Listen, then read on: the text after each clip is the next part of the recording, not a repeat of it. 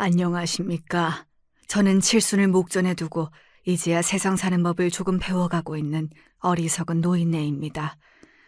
그래서인지 여러분의 지혜가 잘 녹아있는 이 채널의 사연들에 정이 많이 갑니다.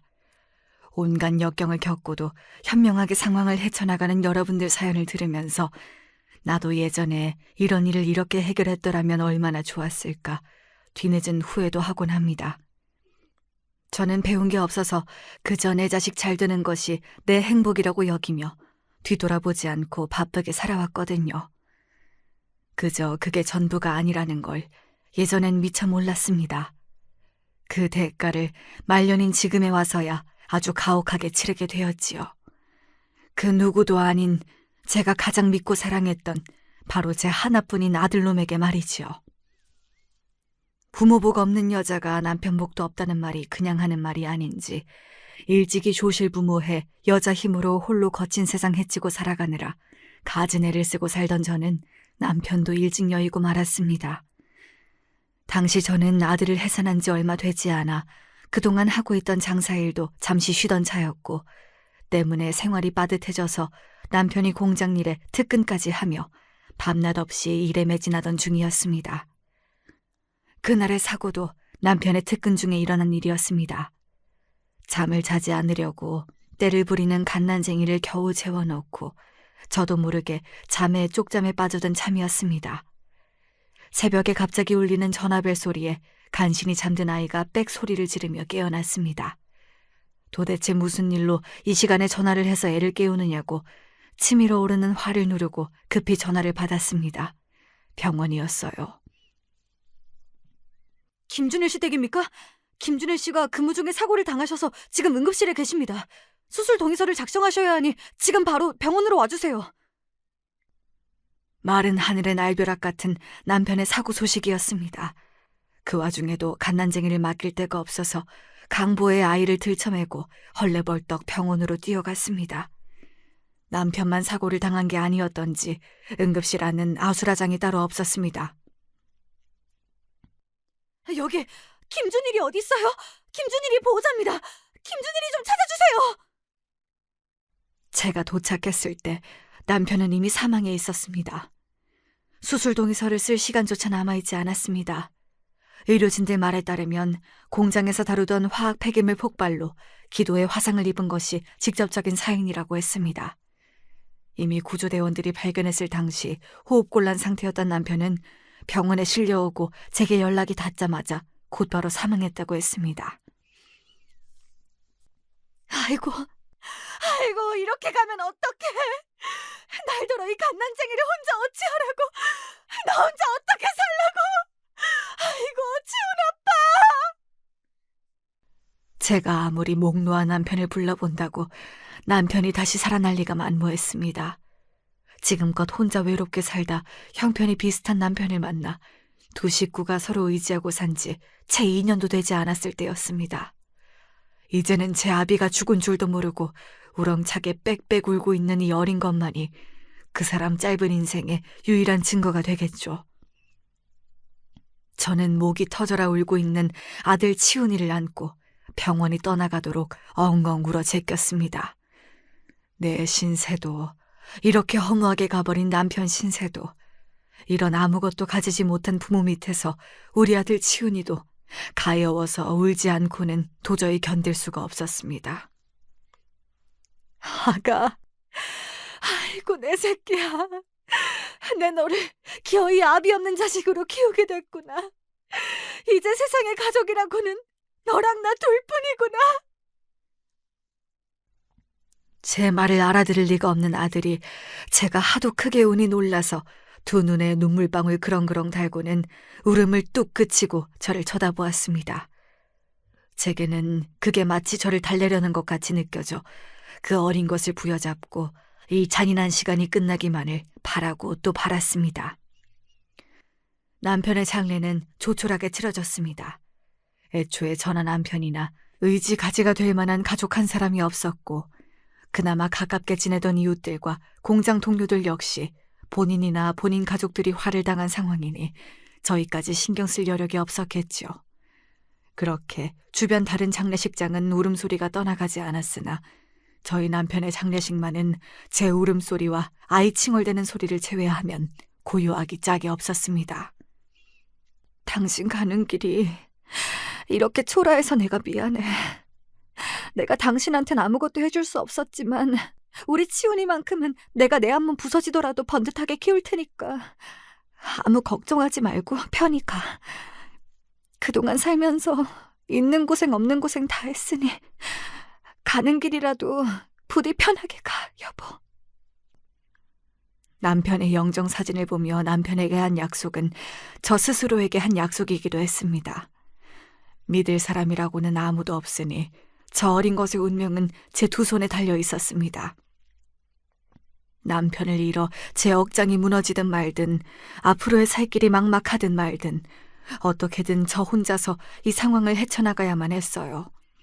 남편의 사고로 보상금이 조금 나오긴 했지만 저희 두 모자 생활을 꾸려나가기에는 턱도 없는 돈이었습니다. 게다가 출산 이후로 제가 일을 하지 않는 상황에서 유일하게 경제력이 있던 사람이 한순간에 사라져버린 상황이었습니다.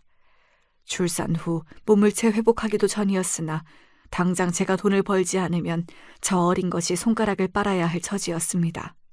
당장의 일자리를 구해 일을 나가야 할 판이었지만 일을 구하기도 쉽지가 않았습니다.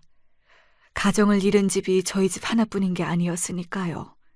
갑작스레 가장을 잃은 다른 집 여자들도 일자리를 구하려고 눈에 불을 켜고 있었고 본래 일을 하거나 본인 장사를 하던 집들도 수입의 큰 부분을 잃었으니 허리띠를 졸라매는 형국이었습니다.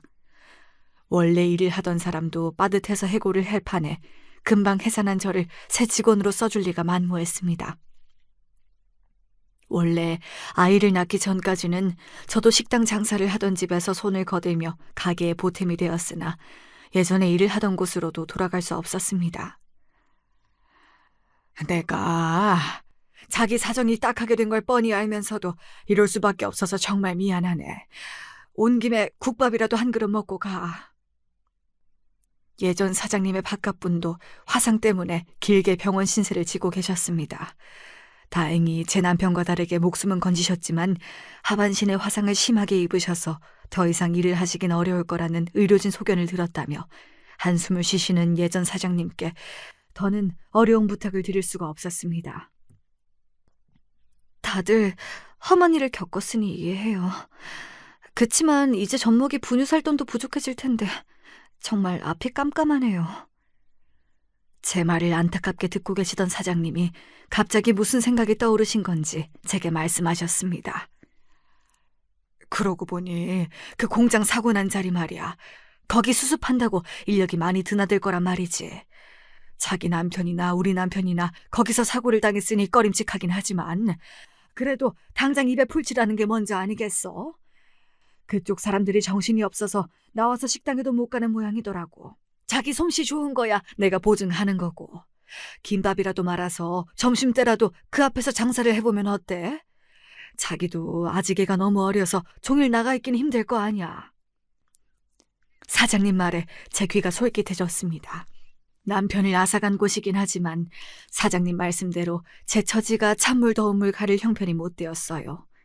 결혼 전에 일하던 다른 식당에서 하루에 1000줄도 넘게 김밥을 싸본 경력이 있으니 김밥 많은 것 정도야 저한텐 일도 아니었습니다. 저는 그날에 당장 장을 봐다가 김밥을 말아 다음날 점심이 되기 1시간 전부터 매일같이 공장 앞으로 나가기 시작했습니다. 등 뒤에는 갓난쟁이 아들을 업어묻고 머리에는 김밥이 잔뜩 담긴 소쿠리를 이고서 말이죠. 김밥 많은 것 자체는 그리 어려운 일이 아니었으나 누구 대신 돌봐줄 사람도 없는 갓난쟁이를 옆에 끼고 김밥 많은 건 보통 일이 아니었습니다. 눈에 보이는 건 뭐든 입속으로 집어넣고 보는 시기이고 보니 뭔가 펼쳐놓고 일을 할 수도 없었어요. 김밥 한 줄 말려고 치면 김밥 하려고 식히고 있던 뜨거운 밥에 손을 집어넣고 놀라서 빼구는 아이 때문에 정신이 하나도 없었습니다. 결국은 아이가 돌아다니지 못하게 포대기에 아들을 업고서야 겨우 김밥을 말 수 있었죠. 선체로 등 뒤에 아들을 업고 김밥을 한참을 말고 있으려니 허리고 어깨고 아프지 않은 곳이 없었으나 선택의 여지가 없었습니다. 그렇게 공장 앞으로 김밥 장사를 나간 첫날은 완전히 허탕을 쳤습니다. 안에 북적북적 사람 말소리가 나는 게 분명 사람이 있는데도 불구하고 누구 하나 공장 바깥으로 나오는 사람이 없더라고요. 점심시간이 거의 1시간이 지나도록 나오는 사람이 없어 폐쇄된 공장 문 근처만 기웃대고 있는데 배달 트럭 한 대가 오더니 공장 안으로 쏙 들어갔습니다. 일이 워낙 바빠서 인근 식당에서 아예 단체로 밥 배달을 시킨 거였습니다. 그 광경을 보고 어찌나 힘이 쭉 빠지던지 하마터면 손에서 김밥 소쿠리를 놓칠 뻔했습니다. 점심시간 근처에 맞춰서 무작정 그 앞에서 서 있을 일이 아니었는데 이런 식의 길바닥 장사는 처음 해본 까닭에 요령이 없어도 너무 없었던 거지요. 결국 그날의 김밥을 근처의 학교 앞에서 하교하고 나오는 아이들에게 터무니없는 가격에 팔아치우면서 씁쓸한 기분을 애써 삼켜야 했습니다. 다음 날부터는 아예 꼭두 새벽에 일어나 김밥을 말고는 공장 앞으로 나갔어요. 아직 해도 뜨지 않아 샛별이 보이는 시각이었어요. 출근한 사람도 없어 고요한 공장 앞을 아이를 들쳐맨 채로 홀로 지키며 오늘은 반드시 승부를 보아야 한다고 다부진 마음을 먹었습니다. 이윽고 하나 둘씩 공장으로 출근하는 사람이 보였습니다. 여기 김밥 하나 드셔보세요. 아니, 이렇게 꼭두 새벽부터 무슨 김밥 장사를 다 나오셨대? 보아하니 잠도 못 주무시고 나오셨겠어. 아닌 밤중에 홍두깨도 아니고 새벽 출근길에 갑자기 튀어나온 김밥에 직원의 눈이 휘둥그레졌습니다.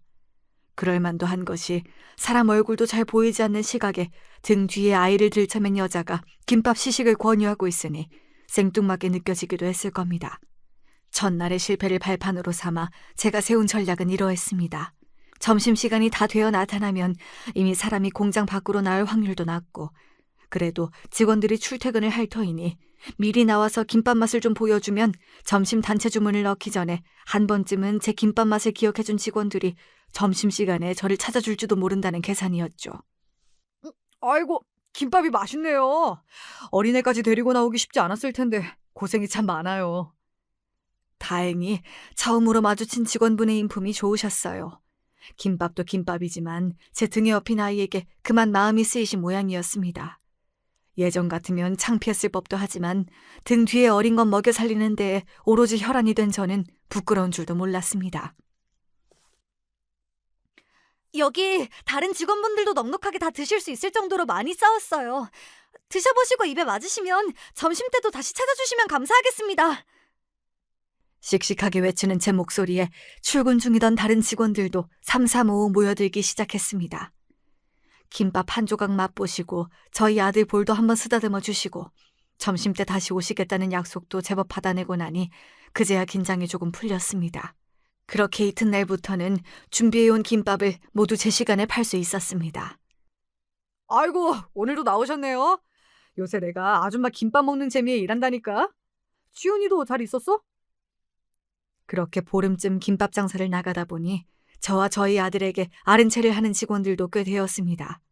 이제는 준비해온 김밥이 모자랄 지경이어서 몰래 예약을 넣는 분들도 계셨습니다. 아줌마 솜씨가 예사롭지 않은 게 전에도 식당 일을 하신 것 같은데 맞죠?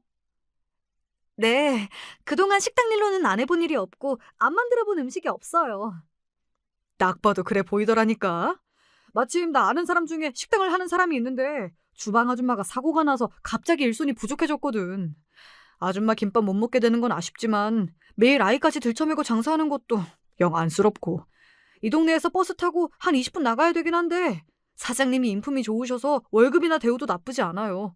생각 있다고 하면 내가 면접 약속은 잡아줄 수 있는데. 아유, 감사합니다. 저야 약속만 잡아주시면 가서 정말 잘할 수 있어요. 그렇게 일자리 소개도 받게 되었습니다. 공장 사고 수습도 거의 마무리가 된 단계에서 이제 어디 가서 김밥을 팔아야 하나 막막하던 차였습니다. 그래도 여기서 이런 귀인도 다 만나고 사람이 아주 죽으라는 법은 없는 모양이었습니다. 그렇게 제가 살던 동네에서 버스로 20여 분 떨어진 곳에서 다시 식당 일을 시작하게 되었습니다. 그런데 아직 저희 아이가 많이 어려서요. 도저히 혼자 둘 수가 없는데 제가 업고 일을 해도 괜찮을까요? 절대 아이 때문에 피해가지 않도록 안 내려놓고 꼭 업고 있을게요. 아이고 세상에, 맨몸으로 일하기도 고될 텐데 어떻게 애를 업고 일을 하겠다고. 그러지 말고 우리 올케가 애 낳고 몸이 약해져서 일을 쉬고 있거든. 그래서 동네 애들을 봐주는 일을 하고 있는데 거기다가 맡기는 건 어때요? 돈도 많이 안 받아. 전문 기관도 아닌데 어떻게 제값을 받겠어. 그래도 사람이 배운 것도 많고 성격도 유순해서 아이 맡기기 나쁘지 않을 거야. 행여나 아이 때문에 저를 받아주지 않을까봐 선수를 치는 제 말에 식당 사장님이 아이 맡길 곳까지 물색해 주셨습니다. 일이 이렇게나 잘 풀리다니 항상 부름만 몰고 다니는 것 같았던 제 인생에는 믿기지 않는 일이었습니다. 나도 우리 애 아빠 젊어서 잃고 고생이란 고생은 다 해가며 여기까지 왔거든. 지훈 엄마 보니까 내가 남 같지가 않아서 그래. 애 걱정은 하지 말고 우리 일만 잘해줘요. 일만 잘 해주면 우리도 할 수 있는 지원은 다 해줄 테니까. 응? 감사합니다. 정말 감사합니다. 사장님에게 감사한 마음만큼 더욱 열심히 일했습니다. 식당에서 일한 경험이 다수인 까닭에 새로 들어왔음에도 금세 손에 익게 익숙하게 일을 해내는 저를 식당 사장님께서도 마음에 들어 해주셨어요. 처음 소개해 주셨던 사고수습 직원분 말씀대로 월급도 나쁘지 않은 편이었습니다. 오히려 결혼 전에 집 근처에서 일할 때보다 보수가 많아 저희 두 모자의 생활도 조금씩 펴기 시작했습니다. 아이도 날이 갈수록 무럭무럭 자라기 시작했습니다. 아직 유치원에 보내기에는 한참 어린 아이이고 그렇다고 다른 맡길 수 있는 사람이 있는 것도 아니니 매일 아이와 함께 버스를 타고 식당 근처 사장님 올케댁에 아이를 맡기고 퇴근길에 아이를 도로 찾아와 버스를 타고 함께 집으로 돌아가는 생활이 반복되었습니다. 그렇게 매일같이 아이와 식당에 함께 가고 또 사장님 친인척에게 아이를 매일 맡기다 보니 사장님 댁과도 자연스레 가족같이 지내게 되었습니다. 아직 지훈 엄마는 아이도 어린데 정말 재혼 생각은 없어? 요새는 재혼했다고 데려온 자식들 함부로 대하고 그런 경우 잘 없어. 나 성사시켜준 재혼 가정도 지금 재혼하고 10년이 다 되어가도록 아주 잘 살아. 말씀은 고맙지만 그래도 저는 우리 치훈이만 보고 살기로 다짐했어요. 저 정말 재혼 생각 없어요, 사장님. 아이고, 청춘이 아까워 그러지, 청춘이. 나도 이날 이때까지 혼자 살았지만 내가 치훈 엄마 나이였으면 확 새 시집 가버렸을 거야. 치훈이 생각하는 맘도 충분히 알지만 혼자 저 어린 거 키우며 얼마나 외롭겠어. 저 정말 괜찮아요. 저는 우리 치훈이만 있으면 돼요. 아닌 게 아니라 그게 정말 저의 진심이었어요. 저를 마치 막내 동생처럼 아껴주시던 식당 사장님 입장에서는 그런 제 모습이 안타까워 보인다는 것도 알고 있었지만 그럼에도 재혼할 생각은 눈꼽만치도 들지 않았습니다. 물론 좋은 분들도 많으시겠지만 그래도 만에 하나 제가 만나는 사람이 저 몰래 안 보이는 곳에서 우리 치훈이를 구박하면 어떡해요. 남편이 그러지 않는다 하더라도 군 식구를 달고 온 저 몰래 남편 가족들이 치훈이를 박대하기라도 하면요. 저는 우리 아들이 상처받을 만한 일말의 가능성도 남겨둘 생각이 없었습니다. 그렇게 모자 둘이서 생활하는 것에도 익숙해져 갔습니다. 다행히도 엄마가 식당 일로 바빠도 아이는 잘 자라주었고 혼자 아이 키우는 저를 많이 배려해 주신 식당 사장님 덕에 잠깐씩 쉬는 시간에도 틈날 때마다 아이 얼굴을 보러 가는 등 이런 생활에도 적응이 되었습니다. 악착같이 벌어 아득바득 아껴가며 산 덕분인지 아이가 유치원에 갈 무렵에는 저축도 제법 쌓여 있었습니다. 하지만 그건 저 혼자만의 노력 덕분은 아니었어요. 홀로 아이 키우는 저를 배려해 주신 사장님 덕분이었고 사설 어린이집과는 비교도 되지 않을 정도로 저렴한 금액에 저희 아이를 살뜰히 돌봐주신 올케분 덕택이었죠. 그 두 분은 지금 생각해도 그 은혜를 다 갚을 수 없을 정도로 제겐 평생의 은인이십니다. 아이가 말이 트이고 유치원에 갈 정도가 되자 24시간 아이에게만 쏟아야 했던 관심을 조금은 돌릴 수 있게 되어 저도 숨통이 좀 트였습니다. 그 무렵이 되자 사장님께서 또 제안을 하셨어요. 이제 지훈이도 유치원 다니고 있고 앞으로 학교 가면 더 제 앞가림 할 테고 자기도 이제 자기 식당 해볼 생각 없어?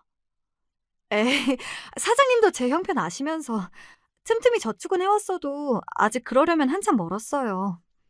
자기 혼자서야 그렇지만 동업을 하면 훨씬 빨리 독립할 수 있지 않겠어? 동업이요? 그래, 동업. 실은 말이야. 내 여동생이 이번에 분식집을 열까 하고 있는데 걔가 음식 솜씨는 좋은데 장사를 해본 적이 없어서 내가 아주 그냥 물가에 애 내놓는 심정이야. 그런데 자기는 음식도 잘하고 장사 경험도 많아서 손님 응대도 걱정 없고 이왕이면 내가 좋아하는 사람 둘이서 장사 시작하면 나도 좋고. 사장님 제안에 솔깃했습니다. 사장님 동생이야 진작 만나뵌 적이 있거든요. 그 집 식구들이 다들 인품이 좋아 마음이 갔습니다. 그래도 동업하려면 돈이 꽤 많이 들 텐데 제가 그게 감당이 안 될 것 같아서요. 누가 자기 보고 딱딱 절반 다 내래? 그렇다고 아예 돈이 안 들어가면 지금처럼 직원으로 일하는 거랑 다를 바가 없으니까 자기도 지분을 좀 넣고 당당하게 사장님 행세하라 이거지. 그렇게 저는 생각지도 못하게 사장님 동생과의 동업을 시작으로 생애 처음으로 제 가게의 주인이 되었습니다. 물론 저보다 사장님 동생이 훨씬 자금을 많이 대셨지만 그래도 일부나마 제 가게는 제 가게였지요. 지훈이가 대학 갈 즈음에야 내 가게를 열어볼 수 있지 않을까 막연히 생각만 했던 꿈이 갑작스레 이루어지자 밤에 잠도 잘 오지 않을 정도로 설레었습니다. 살면서 온전한 제 것을 가져본 적이 거의 없었던 저이기에 혹시 지금의 행복을 누군가에게 빼앗기진 않을까 괜한 불안감에 휩싸이기도 했습니다. 가게가 정말로 개업을 하고서야 진짜로 내가 사장님이 되었구나 하는 것을 실감할 수 있었어요. 지훈아, 여기가 엄마 가게야. 엄마 이제 사장님이다? 우와, 진짜? 그럼 나 이제 매일매일 떡볶이 먹을 수 있어? 그럼 엄마가 사장님인데. 치훈이 먹고 싶을 때 아무 때나 떡볶이 먹을 수 있지. 제가 더 의기양양해하는 아들 녀석을 보자 그간의 고생이 모조리 씻겨나가는 기분이었습니다. 제 것이 주는 동기부여란 정말 굉장했어요. 아무리 일을 하고 또 해도 지치지 않는 기분이었어요. 아이고 치훈 엄마 그러다 몸살나. 장사 하루 이틀 하고 말 거야? 오늘은 그만하고 치훈이랑 가서 맛있는 거라도 좀 먹어. 항상 저희 가족을 살뜰하게 챙겨주는 동업자와의 관계도 매우 좋았습니다. 제 인생의 가장 빛나는 시절을 꼽자면 그 시절이 아닐까 싶습니다. 눈에 넣어도 아프지 않을 아들은 건강하고 밝게 잘 자라나고 있었고 저는 평생 이룰 수 있을지도 장담할 수 없었던 사장님이라는 꿈을 이루게 되었으니까요. 저도 동업자도 손맛이 나쁘지 않아도 단골 손님들도 금방 붙었습니다. 분식집을 시작한 지 2달도 채 되지 않아 저희 가게는 인근 지역에서 사람이 가장 몰리는 맛집이 되었어요. 아이고 그동안 치훈이 혼자 키운다고 그리 무진애를 먹더니만 이게 다 이렇게 잘 되려고 그랬는가 보다. 애초에 언니 아니었으면 저한테 사장님이 언감생심 꿈이나 꿀 수 있는 일이었나요? 다 언니들 덕분이에요. 제가 항상 감사해요. 아이고 이 사람이 입에 침도 안 바르고 민망하게. 가게 장사 잘 돼. 치훈이 공부 잘해. 이게 다 자기 복인 거지. 제게 은인인 식당 사장님과 동업자의 호칭도 자연스럽게 언니로 바뀌었습니다. 평생 가져본 적이 없는 형제자매지만 실제로 제게 형제자매가 있었으면 꼭 저 2사람 같을 것만 같았어요. 말 그대로 웃을 일이 가득한 나날이었습니다. 언니 말대로 초등학교에 입학한 아들 치훈이는 공부를 제법 잘했습니다. 저도 제 아빠도 제대로 배울 기회가 없어 학교도 많이 다니지 못했는데 공부를 곧잘 해주는 아들이 기특했습니다. 그맘때 아이 키우는 모든 부모의 가장 큰 자랑거리라면 역시 공부 잘하는 아이들이 아니겠습니까? 저는 마치 모든 것을 다 가진 듯한 기분에 내 인생에 살면서 이런 날이 다 오는가 싶었어요. 아줌마, 안녕하세요. 그래, 어서 와. 우리 떡볶이 2인분에 튀김이랑 순대랑 어묵도. 그래, 많이 줄 테니까 어서 가서 앉아. 반에서 1등을 한 기념턱을 낸다며 제 친구들을 끌고 온 아들 얼굴에 자신감이 가득 차 있었습니다. 밥을 먹지 않아도 배가 불렀죠. 아이의 앞길을 위해 더 열심히 일하리라 매 순간 다짐했습니다.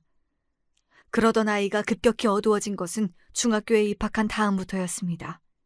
초등학교 때에는 손쉽게 전교권에서 머물던 아이가 중학교에 들어가고서부터는 학업을 따라가는 것이 버거운 모양이었습니다.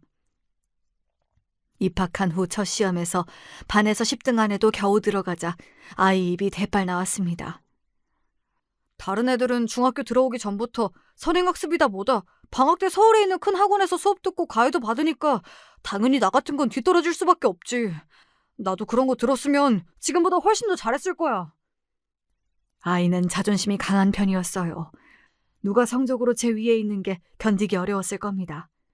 저는 제 딴엔 신경을 쓴다고 쓴 거였는데 아이에게 미치지 못했다고 생각하니 미안해졌습니다. 미안해, 아들.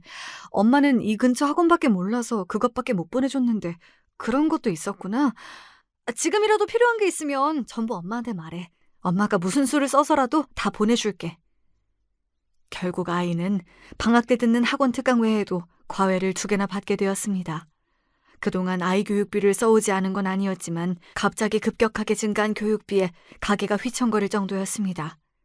그렇지만 혹시 이럴까봐 아이가 내게 미리 얘기하지 못한 건 아닐까 싶어서 아들에게는 티를 내지 않으려 노력했습니다.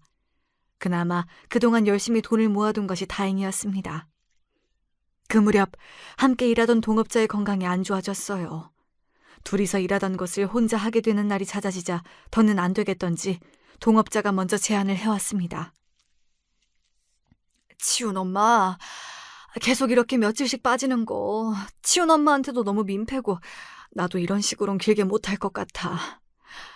그래서 말인데 가게를 완전히 자기한테 넘기는 게 맞는 것 같아. 이렇게 갑자기요? 아니야, 진작 이렇게 하는 게 맞는 거였어. 둘이 하던 걸 혼자 하려면 힘이야 더 들겠지만 가져가는 건 더 많아질 테니 그렇게 나쁘진 않을 거야. 요리만 자기 혼자서 맡고 정리나 설거지 같은 허드렛 일 같은 건 알바 써도 되고 그동안 나 대신 자기가 혼자 고생한 것도 있고 가게 앞으로 돈 넣어놓은 거는 다는 뺄 생각 없으니까 생각보다 자기가 부담스럽진 않을 거야. 요새 치훈이 과외비며 돈 들어갈 때도 많다고 했잖아. 하던 걸 갑자기 그만둘 수도 없을 거고 길게 보면 자기한테도 이게 더 나을 거야. 동업자의 말은 일리가 있었습니다. 이대로 가다간 정말 밑빠진 독에 물붓기가 될 판이었어요. 제 몸이 좀 고되긴 하겠으나 확실히 수입도 많아질 테지요. 잠시간의 고민을 마치고 저는 분식집을 완전히 넘겨받기로 했습니다. 치훈아, 엄마 가게 완전히 넘겨받게 됐다? 이제 엄마 진짜로 단독 사장님이야. 그래봤자 하던 일 똑같이 하는 거 아니야? 단독 사장님이라고 별로 달라지는 것도 없겠구만. 몇 년 전까지만 하더라도 이런 소리를 들었으면 자기가 더 기뻐 날뛰었을 건데 사춘기를 맞이한 아들은 전에 없이 냉소적이었습니다. 사춘기에 성적 스트레스까지 예민해진 아들에게 서운한 마음을 애써 감추었습니다. 완전히 가게를 이어받고 난 뒤 예상은 했지만 혼자 분식집을 꾸려나가는 것이 쉽지만은 않았어요. 둘이서 하던 동선을 완전히 혼자 하니 너무나 분주했죠. 그렇게 한 몇 달은 제 아들 크는 줄도 모르고 정신없이 살았던 것 같아요. 덕분에 아들의 과외비는 쏠쏠하게 벌어들일 수 있었지만 말입니다. 그래도 그것도 몇 달 하다 보니 요령이 생기더라고요. 처음 동업자가 말했던 대로 간단한 일을 도와줄 알바도 뽑고 나니 그제야 한숨 돌릴 틈이 생겼습니다. 그렇게 여유가 생기고 보니 자주 분식집을 찾던 아들이 벌써 몇 달째 친구들을 데리고 오지 않았다는 생각이 들더라고요. 아들, 요새는 왜 분식집에 친구들 안 데리고 와? 엄마 일하느라 정신 없는데 뭐. 괜히 아들 친구들이라고 신경만 더 쓰이지. 아니야, 아들이랑 아들 친구들은 항상 반가운데? 제 말에도 아들은 별다른 대꾸가 없었습니다. 공부에 방해되나 싶어 아들 눈치를 보고 아들 방에서 슬그머니 나왔습니다. 아들은 한창 공부에 열심이었어요. 다른 집 아이들은 공부하라고 부모가 사정을 해도 말을 안 듣는다고 하던데 제 아이는 제가 알아서 공부하는 것도 모자라서 욕심을 부리니 고마운 일이라고 그땐 그렇게 생각했습니다. 지금 돌이켜 생각해보면 공부보다 더 중요한 것을 그 시기에 가르쳤어야 했는데 제가 생각이 짧은 부모였어요. 고등학교에 진학해서도 저희 모자는 비슷한 시간을 보냈습니다. 저는 항상 분식집 일로 바쁘고 아들은 공부하느라 바빴죠. 저도 집에 머무는 시간이 길지 않았습니다만 아들도 학교에 학원에 과외까지 어쩔 때는 하루에 얼굴 한번 보지 못하고 지나가는 날도 있었습니다. 참고서 살 돈이 필요하다고 식탁에 쪽지만 덩그러니 남겨져 있을 때는 왠지 모르게 마음이 휑했던 것도 같습니다. 그 무렵에는 아들이 저희 본식집으로는 발걸음도 하지 않았습니다. 언제 한번 거래처 대금 정산을 하고 돌아오는 길에 친구들과 있는 아들을 발견하고는 아들을 불러 세웠으나 분명 저를 보았음에도 못 본 척하고 친구들과 제 갈 길을 가는 아들을 본 적이 있어요. 그제야 제 차림을 살펴보았더니 떡볶이를 끓이다 급히 나와서 제 윗옷에 떡볶이 국물이 튀어 있더라고요. 어린 마음에 제 어미의 이런 차림이 창피했을 수도 있겠지. 내가 주책이었다고 생각했지만 자꾸 삐져나오는 눈물은 어쩔 수가 없었습니다. 그렇게 저도 더 이상 아이에게 분식집에 오라는 소리는 하지 않게 되었습니다. 비록 아이에게는 창피함의 대상이 되어버린 분식집이었지만 제게는 소중한 삶의 터전이었습니다. 아이는 그렇게 생각하지 않을지 모르나 아이에게 부족함 없이 뒷바라지를 할 수 있게 된 것도 분식집을 완전히 넘겨받은 이후부터였어요. 뭐가 됐던 간에 저에게만큼은 너무나도 소중한 분식집이었습니다. 저 검사되고 싶어요. 진로 희망을 결정하는 시기가 되자 아들이 말했습니다. 전부터 아들이 법조인이 되고 싶다는 건 알고 있었습니다. 하지만 아들의 담임 선생님으로부터 현실적으로 법대 진학은 지금 아들의 성적으로는 힘들다는 말을 들은 터였어요. 저 아들, 엄마가 얼마 전에 너희 담임 선생님 면담 갔을 때 법대는 아무래도 어려울 것 같다고 그러셔서. 원래 담임들은 상향을 잘 안 써주려고 해서 그래. 조금 달랑달랑해서 그렇지 아직 아예 시간이 없는 것도 아닌데 괜히 쓸데없는 말은 해서. 조심스레 꺼낸 얘기에 버럭 화를 내는 아들 눈치가 보였습니다. 저는 혹여 열심히 공부하는 아이 길을 꺾을까 봐 조심하며 말했습니다. 그래, 아직은 좀 시간이 있으니까. 우리 아들 공부 열심히 하는데 엄마가 괜한 소리를 했네. 우리 아들이야 한다면 하잖아. 말은 그렇게 했지만 저러다 원하는 곳에 붙지 못하고 재수를 하면 아이가 얼마나 방황을 할까 싶어 걱정이 되었습니다. 결과적으로 아이는 법대 입학엔 실패했습니다. 울며 겨자 먹기로 가고 싶던 법대가 있는 학교에 상경계열에 지원하면서도 아이의 얼굴에는 불만이 가시질 않았죠. 결국 학교를 1년도 채 다니지 않고 아이는 휴학을 했습니다. 처음에는 곧장 군대에 갈 생각인 줄 알았어요. 흔히들 그렇게 많이 하잖아요. 그런데 아이가 전혀 생각지도 못했던 말을 했습니다. 편입할 거예요. 도저히 적성에 안 맞아서 못 다니겠어요. 입학할 때도 성적 아슬아슬하게 모자랐고 충분히 법대 갈 수 있어요. 사립대 등록금이 한두 푼도 아니고 벌써 한 해 동안 지출이 꽤 컸습니다. 그렇다고 아이가 마음이 없다는데 억지로 묶어둘 수도 없는 노릇이잖아요. 저는 고민 끝에 아들에게 타협안을 제시했습니다. 아들, 엄마가 알아보니까 꼭 법대를 나오지 않는다 하더라도 법조인은 될 수 있다고 하더라. 요새는 로스쿨 통해서 법조인 될 수 있잖아. 그러니까 굳이 법대를 가지 않아도. 아, 내가 못 다니겠다니까. 내가 얼마나 고민해서 말하는 건데. 엄만 잘 알지도 못하면서 왜 반대부터 하고 들어? 내가 그 정도도 생각 안 했겠어? 확 짜증을 부리는 아들에게 기가 팍 죽었습니다. 배운 게 없는 어미이다 보니 아들이 저렇게 말하는 게 버릇이 없다는 걸 알고 있으면서도 자신감이 없었습니다. 아는 게 별로 없는 건 사실이었으니까요. 그래, 네 말이 무슨 뜻인진 알겠어. 하지만 편입도 쉽지 않다더라. 그래도 다른 거 할 거 아니고 법 공부할 거면 법대가 낫지. 검사 돼도 로스쿨 출신이랑 법대 출신이랑은 대우부터 다르다고 하던데 쉽게 갈 수 있는 길이 있는데 왜 굳이 돌아가야 돼? 그 쉽다고 말하는 길이 쉬운 길이 아닌 것 같으니 한 말 아니겠습니까? 하지만 아들은 애초에 제 말을 들을 생각도 없었겠죠. 결국 아들은 휴학계를 내고 남들 군대 갈 나이에 편입학원에 다니기 시작했어요. 그동안 내가 제 고집을 너무 저항 없이 그대로 들어주기만 했나 처음으로 의구심이 생긴 것도 바로 그 무렵이었습니다. 편입시험이 쉽지 않다는 것은 사실이었습니다. 게다가 법대는 애초에 편입생을 많이 받아주지도 않는 편이었습니다. 어쩌면 학교를 처음부터 다시 들어가는 게 나았을지도 모르겠어요. 그렇게 또 한 해를 허송세월한 끝에 아들의 편입 시도는 실패로 돌아갔습니다. 이쯤 되자 저도 아들 말을 고지곳대로 들을 수만은 없게 되었죠. 하나뿐인 귀한 자식이라지만 저도 제 한 몸 갈아가며 피땀 흘려 일한 돈으로 보내준 학원이었어요. 정작 제 어미가 분식집 하는 건 부끄러워하면서 그 분식집으로 번 돈을 저리 휴지 조각으로 만들어버린 것까지 그냥 넘어가 줄 수는 없었습니다. 그래서 저는 전에 없이 단호하게 아들에게 말했습니다.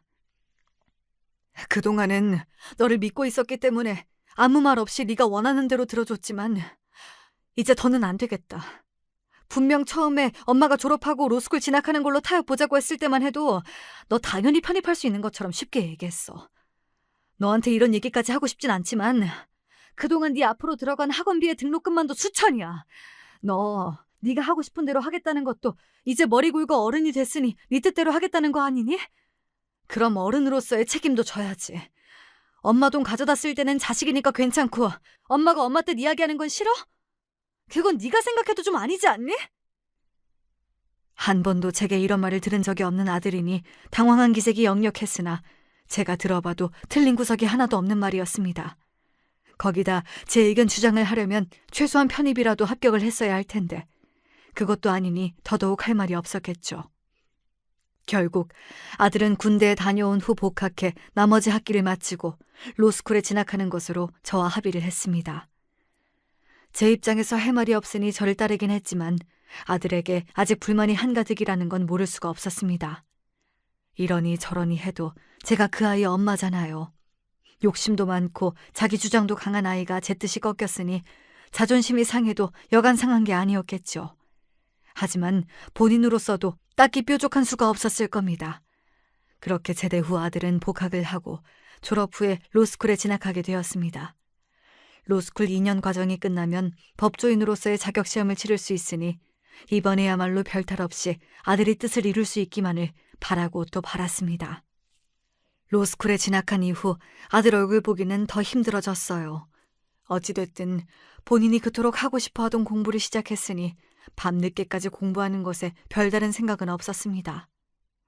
그 와중에 로스쿨에서 만난 여학생과 연애를 시작했다는 걸 눈치챘지만 아들에게 티를 내진 않았습니다. 그저 그때까지 그랬듯이 분식집에서 열심히 떡볶이 만들어 팔며 정직하게 번 돈으로 아들 뒷바라지에 여념이 없었죠. 드디어 로스쿨 과정을 수료하고 아들이 처음으로 변호사 시험에 응시했지만 그만 불합격하고 말았습니다. 아들의 꿈은 애초에 변호사가 아니라 검사였어요. 제가 알기로 검사 임용이 되려면 필수로 변호사 시험에 응시해야 하는 걸로 알고 있어요.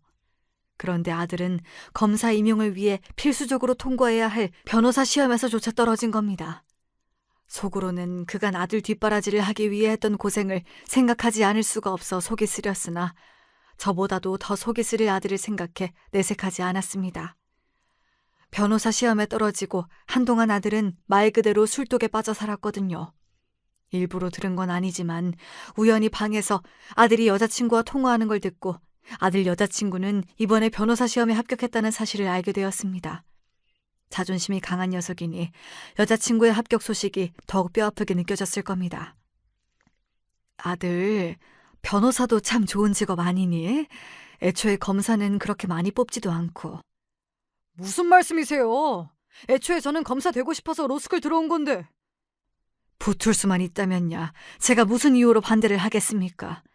하지만 아들의 고집을 아는 저로서는 걱정이 되지 않을 수가 없었죠.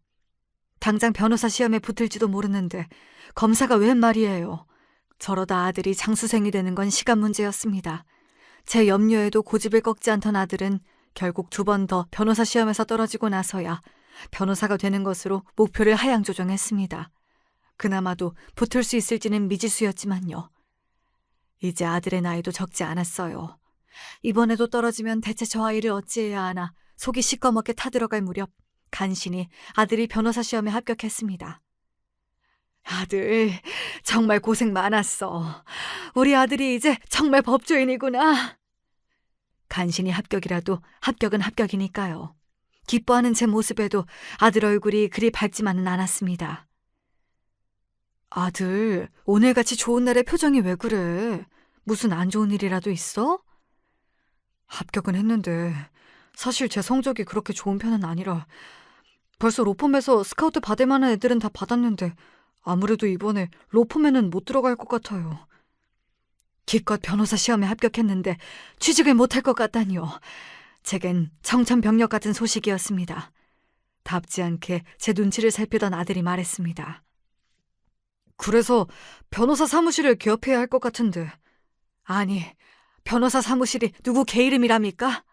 건물 임대료도 만만치 않을 텐데 로펌 취직도 안 되는 아들이 과연 그걸 감당할 수 있을 만큼 수입료를 받을 수 있을지 앞이 깜깜했습니다. 엄마, 저 마지막으로 한 번만 도와주세요. 곧 결혼 얘기도 나올 것 같은데 자기 사무실도 없는 놈한테 누가 딸을 내주려고 하겠어요. 그것까지만 해주시면 저 정말 잘할 테니까 마지막으로 딱 한 번만요. 네? 제가 들어도 답이 없었으나 어쩌겠습니까. 제겐 하나뿐인 아들이었어요. 저 녀석 잘되게 하겠다고 그간 살아왔다 해도 과언이 아닌데 그 부탁을 거절할 힘이 제겐 없었습니다. 결국 아들은 독립된 변호사 사무실의 대표 변호사가 되었습니다. 제 엄마 타들어가는 속도 모른 채 의기양양한 아들의 얼굴을 보니 대체 어디서부터 잘못된 건가 싶었지만 괜히 좋은 날 초를 치고 싶지 않아 할 말을 꾹 참았습니다. 아들은 말했던 대로 사무실을 차린 지 얼마 되지 않아 며느리 될 아이를 데리고 왔습니다. 예비 며느리는 이미 2해 전에 변호사 시험에 합격해 로펌에서 근무 중이었어요. 어머니는 가정주부이시지만 아버지는 같은 변호사시라고 했습니다. 아들이 변호사 시험에 합격할 날만 기다리고 있었던 모양인지 두 아이 모두 결혼을 서둘렀죠. 아들 성화에 급하게 잠긴 상견례에서 처음 뵌 사돈내외는 두 분 다 많이 배운 티가 나는 교양 있는 분들이셨습니다. 안사돈께서 일찍이 홀로 되시고 혼자 치훈이를 키우시느라 고생이 많으셨다 들었습니다. 지금은 요식업에 종사하고 계신다지요? 말의 뉘앙스가 아들에게 제가 분식집을 하고 있다는 말을 미처 못 들으신 모양이었습니다. 아들 녀석이 제 옆에 앉아 식은땀을 흘리고 있더군요. 저는 제가 분식집을 한다는 게 추호도 부끄럽지 않습니다만 옆에 녀석은 전혀 그렇게 생각하질 않으니 사돈 앞에서 할 말이 없어지더군요. 마치 제가 사돈을 속이는 것만 같았습니다. 이런 찜찜한 기분으로 아들 결혼을 진행시켜도 되는가 싶은 제 속마음과는 다르게 결혼은 빠르게 진행되었습니다. 신혼집은 며느리 쪽에서 반, 아들 쪽에서 반을 해가기로 했지만 아직까지 아들에게 벌이가 없으니 결국 또 제 돈이 들어갈 수밖에 없었죠. 이러니 저러니 속썩을 일은 많았다지만 아들과 결혼했으니 며느리도 이제는 제 자식이었습니다. 있는 집안에 잘 배운 아이이니 아주 어렵지 않다고 하면 거짓말이었겠으나 그래도 정말로 며느리와 잘 지내고 싶었습니다. 하지만 요즘 젊은 여자들이 시댁과 가깝게 지내는 걸 좋아하지 않는 거야 배운 것 없는 저도 잘 알고 있었기에 며느리 귀찮게 하는 일이 없도록 제 나름대로는 신경을 썼습니다. 그러다 결혼하고 처음으로 맞이하는 며느리의 첫 생일을 일주일 앞두고 고민 끝에 며느리에게 전화를 한 통 걸었습니다. 예, 내가 아들 편에 반찬을 좀 해서 보낼까 하는데 내가 아직 너 좋아하는 반찬은 얘기를 전해들은 적이 없어서 뭐 먹고 싶은 거 있으면 나한테 얘기를 좀 해줄래? 제 딴은 호의였는데 며느리 입장에선 불편했던 모양입니다. 며느리 반응이 별로 반갑게 느껴지지 않았어요. 어머님, 저나 그 사람이나 일하느라 바쁘고 집에서 밥 먹을 때 거의 없어요. 그냥 치훈 씨 좋아하는 반찬 있으면 그 사람 반찬이나 해서 치훈 씨 편에 들려주세요. 통화를 마치고 나니 그러지 않으려 해도 서운한 마음이 불쑥 치고 올라오더라고요. 제가 저보고 반찬 가지러 오라고 한 것도 아닌데 불어 선을 긋는 것 같아 괜한 호의를 보인 건가 싶었습니다. 그때 아들에게서 전화가 왔습니다. 엄마, 그 사람한테 반찬 가지러 오라고 그러셨어요? 아들 말투에 가시가 돋쳐 있었습니다. 며느리랑 전화를 끊은 지 10분도 채 지나지 않았을 때였어요. 너 지금 그것 때문에 득달같이 전화 건 거니? 그래, 내가 며느리 생일이라고 좋아하는 반찬 좀 해주마 했다. 그게 이렇게 난리를 칠 일이야? 엄마 진짜 왜 그래? 나 창피하게 하려고 작정을 했어? 누구 밥 먹어 죽은 귀신이 붙은 것도 아닌데 왜 쓸데없는 걸로 전화를 해? 며느리라고 시집살이라도 시킬 요량이야? 왜 괜한 사람을 괴롭혀? 그 말에 그만 그동안 쌓인 울분과 서름이 한꺼번에 다 터져버리고 말았습니다. 세상 사람 전부가 저를 손가락질 하더라도 제 놈은 저한테 그러면 안 되죠. 제가 저를 어떻게 키웠는데. 저는 이성을 잃고 수화기에 대고 소리를 질렀습니다. 이 고얀 놈의 자식! 네가 지금 사람 노릇하고 살 수 있는 게 누구 때문인데. 내가 그간 네 놈이 나를 부끄러운 어미 취급하는 것까지는 참았다만 나도 아들 하나 버린 셈 칠 테니 너도 내 자식으로 뻔뻔하게 누렸던 것들 다 내려놓아라. 그 말을 끝으로 전화를 끊고는 당장에 아들 사무실이 위치한 건물 주인에게 전화를 걸었습니다. 사장님, 저 2층에 변호사 사무실 세든 사람입니다. 저 사무실 빼야겠습니다. 이렇게 갑자기요? 갑작스럽게 말씀드려 죄송합니다. 위약금이 필요하시다면 지불하겠으니 최대한 빨리 부탁드리겠습니다. 제 갑작스러운 말에 건물주가 당황한 것 같았으나 대강의 사정을 간략하게 설명했더니 다행히 저를 이해해 주시더군요. 그렇게 건물주와는 이야기를 잘 마쳤습니다. 그날 저녁 결혼하고 코빼기도 보이지 않던 아들과 며느리가 꽁지가 빠지도록 제 집으로 쫓아왔습니다. 귀하신 분들께서 여기까지 너인 발걸음이신가? 저들을 한껏 비꼬는 제 냉소적인 말투에 아들 내외가 흠칫하더군요. 그간 우습게 보고 돈줄로만 여기던 제 어미가 이런 적이 없었으니 당황했겠지요. 어머니, 아무리 화가 나도 그렇지 어떻게 갑자기 사무실을 빼실 수가 있어요? 내 돈 내가 알아서 하겠다는데 내 아들도 아닌 분이 무슨 불만이 이리 많으십니까? 어머니, 기분 많이 상하셨죠? 제가 너무 생각이 없었어요. 부디 노여움 푸세요. 기껏 분식집이나 하는 무식한 노인네한테 변호사씩이나 되시는 양반들이 그리 좋아할 필요 없다. 내 이달 안으로 너희 신혼집 빌려준 돈도 받아내야겠으니 그리 알아라. 어머니! 그래! 내가 네 어미다. 분식집 하는 못 배워먹은 내가 바로 니놈 어미야. 나 아니었으면, 내 분식집 아니었으면 어디서 변호사랍시고 행세도 못했을 놈을 내 인생을 갈아서 이리 만들어줬더니 감히 네 놈이 내게 이따위로 굴어? 변호사를 만들기 전에 네 놈을 먼저 사람으로 만들었어야 했는데 내가 내 발등을 찍었다. 이제라도 너 같은 놈과는 연을 끊고 내 살고 싶은 대로 살 테니 잔말 말고 집 보증금 빼서 내놔. 잘난 변호사 양반이시니 소송을 걸려면 누구한테 유리한지는 알겠지? 저는 지금처럼 넘어갈 수 없다는 걸 깨달았는지 아들 내외의 얼굴이 새파랗게 질렸습니다. 두 놈 모두 제 앞에 납작 무릎을 꿇더니 두 손을 모으고 제게 빌기 시작하더군요. 엄마, 잘못했어요. 저한테 엄마 말고 또 누가 있어요? 사무실 빼고 집까지 빼면 나한테 남는 게 뭐가 있다고. 잘못했어요, 엄마. 니놈 본색 드러난 지가 오래인데 무슨 씨알도 안 먹힐 소리를. 잘난 변호사 부부끼리 잘 살아보려무나. 무식한 분식집 사장 어미는 너희들 인생에서 빠져줄 테니. 애초에 그 돈 다 내 돈이잖니? 고생해서 돈 한 푼 벌어본 적 없는 놈이 그간 분식집으로 번 돈으로 호의호식했으니 그만하면 어미라고 내 할 도리는 다 했다고 본다. 우는 소리 하는 걸 보기 싫으니 썩 내 집에서 나가! 그 길로 아들 내외를 내쫓아버렸습니다. 휑한 거실에 혼자 앉아있자니 제 인생이 너무 허무해서 서둘러 채비를 해 아들의 갓난쟁이 시절부터 인연을 이어왔던 식당 사장님과 동업자 언니를 만나러 갔습니다. 갑자기 나타난 저를 보고 두 언니 모두 놀란 기색이었으나 한을 토해내듯 넋두리하는 제 하소연을 다 받아주셨어요. 이 괘씸한 놈! 제 어미가 저한테 어떻게 했는데! 잘 왔어. 이럴 때 혼자 있으면 안 되지. 정말 잘 왔어. 마치 언니들에게 떼부리는 아이 마냥 속에 있는 것을 모두 쏟아내고 나니 그제야 좀 살 것 같아졌습니다. 제 피 이은 아들놈보다 언니들이 더 제 가족 같았어요. 아들에게도 진작 제 할 말을 하고 살았다면 저 지경까지 되진 않았을 것을. 저는 더는 아들에게 맹목적인 마음을 갖지 말자 다짐했습니다. 이후로 아들 내외에게서 수차례 연락이 더 왔으나 저는 뜻을 굽히지 않았습니다. 사무실 뺀 보증금은 금세 제 계좌에 입금되었고 돈 보내지 않으면 소송하겠다는 제 문자에 결국 다달이 집 보증금도 조금씩 돌려받게 되었죠. 이걸로나마 녀석이 사람이 된다면 다행이겠지만 그렇지 않더라도 이제 다 큰 놈을 제가 어찌하겠습니까? 요즘은 언니들과 앞으로 어떤 실버타운에 들어갈까 농담 삼아 주거니 받거니 하는 재미로 삽니다. 아들에게 뜯긴 돈도 도로 찾아 돈도 많겠다. 흥청망청 하고 싶은 거 다 하자고 말로만 재미를 보고 있죠. 애초에 돈 있다고 막 쓸 팔자도 못 되고요. 그래도 이제 속에 쌓아두는 말 없이 시원하게 털어가며 삽니다.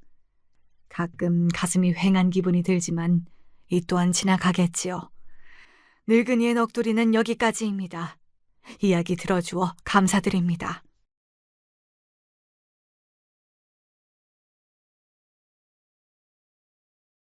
안녕하세요. 여러분 중에서도 혹시 지금 현재 살고 계신 모습과 옛날 과거가 영 딴판인 분들이 계실까요? 흔히들 젊은 만큼 값어치가 뛰어난 것은 이 세상에 없다고 하던데 젊으셨을 적에 너무 많은 고생을 하시고 힘드셨던 분들은 아마 누가 과거로 돌려주겠다 하면 기뻐하는 게 아니라 질색팔색을 하실지도 모르겠어요. 저도 조금은 그렇거든요. 때로는 자기 안에 있는 이야기를 꺼내놓는 것만으로도 사람은 크게 위안을 얻곤 한답니다. 저도 그런 심정으로 제가 살아온 이야기를 오늘 이 자리에서 사연으로 적어보네요. 도시에서만 살아온 게 수십 년의 세월이지만 원래 저의 고향은 고즈넉한 시골 마을에 지나지 않았습니다.